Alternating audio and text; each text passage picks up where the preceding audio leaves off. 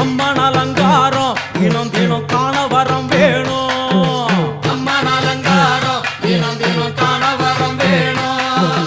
அம்மன் அலங்காரம் கண்டுவிட்டா நம்ம குறை தீரும்.